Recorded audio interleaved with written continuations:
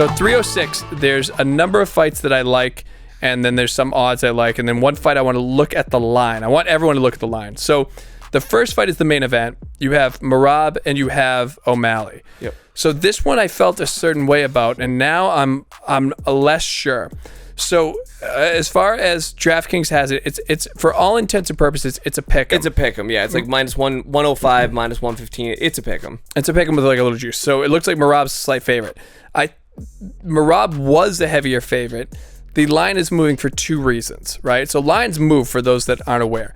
As bets come in, right? So if you work at DraftKings and you see that people are constantly betting on O'Malley, the people at DraftKings will eventually look at it and say like, okay, with all this money coming in, you have to literally hedge. So it's funny. I looked at that one too. It's over 80% is on O'Malley. And there you go. Exactly. Yeah. So what you do as someone on basically the book, right? You have to literally move the line to accommodate the bets. But the reason the line's moving is twofold. Number one, faith in O'Malley. O'Malley has a huge fan base. We saw this a lot with when the one that stands out the most to me, the reason McGregor and Mayweather was so close is because idiots thought, because McGregor had such a fan base.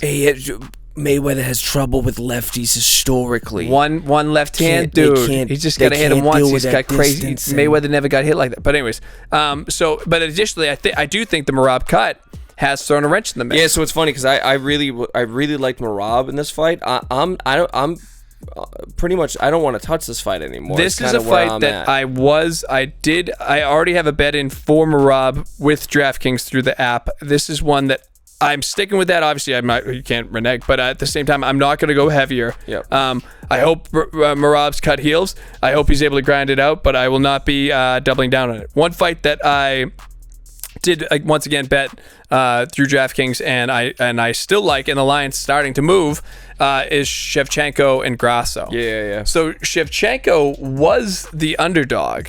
She is still a slight dog. I know it's listed as essentially a pick'em. It's minus 105, minus 115. I can't remember who, but it's I got her as a slight dog. Yeah, I still like Bullet a lot in this fight. Shevchenko, on paper, if you just bring up her sheer dog, it's not reflective of her abilities. There's so many close decisions, suspect decisions. I mean, I believe she beat Nunez, twice. Yep. And Nunez is the greatest to ever have done it. So, and Grasso, I believe, is good. I don't believe she's great. Yeah. I really, really, really like Shevchenko, especially on at the current lines. And again, the earlier you can get it, the better. Which leads us to the third fight that I think everyone needs to keep an eye on, and that's Ortega-Lopes. Ortega and Lopes is a fight that people need to consider. So the current odds right now are Ortega's plus 145 and Lopes minus 175. So can you explain the odds real quick again? So DraftKings is going to look and they're going to pick a favorite. So they go to their analytics department, they set the line, and there's going to be juice, meaning no matter which fighter wins, DraftKings is going to make money. That's how books work. Correct. They need to make money, so they build in 10%, whatever it is. So once the lines are set, it has nothing to do with who's going to win or lose. It's where the money goes. So 82% of the money right now is going on Lopes. If money continues to go on Lopes and goes on Lopes, DraftKings is going to move the line to make Ortega a greater underdog, so that more money will go that way, so that whoever makes it wins, more enticing. Whoever wins, they're going to make their money The regardless. line right now is enticing to me for Ortega. Yeah. Ortega is not being respected enough.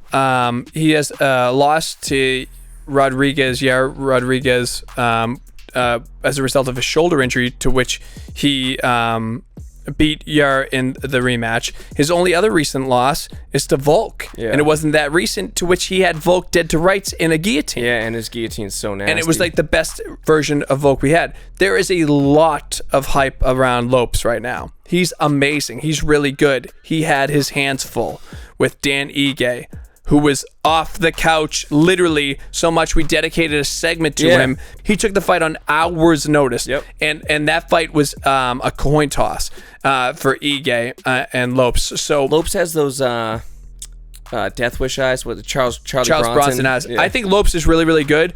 I think Lopes maybe is a favorite in this fight, if you're looking at it just subjectively. But so when do you touch it? What, like, if that if Lopes becomes minus 200, and I'm looking at Ortega. I'm looking at Ortega right now. Yeah. I like Ortega in that fight. I do. So do you take it 145 or do you wait? I'm waiting a little bit Yep, because okay. I think the closer you get to that fight, Lopes has so much hype behind him, Yep. it's going to move more. So wait till that hits maybe plus 160. All right, quick recap. We'll blitz through it. So 306, O'Malley, Merab, we're leaning. It's a lean now for Merab. I'm already. No, but I'm saying if you're listening now. If you're listening now, don't touch it. It's a lean. If you're listening now, I would lean O'Malley. Okay, well, there you I'm go. already That's why locked we're in with doing this. DraftKings with Merab. The reason I'd lean O'Malley is multifaceted, Yep. but it's really that cut. That cut, yeah. We really like Bullet. Love in, Shevchenko. In a pick'em against Grasso, B-City, Lopes. I like Ortega because of those odds. I think Ortega's being You take him disrespected. 145, you lean 145.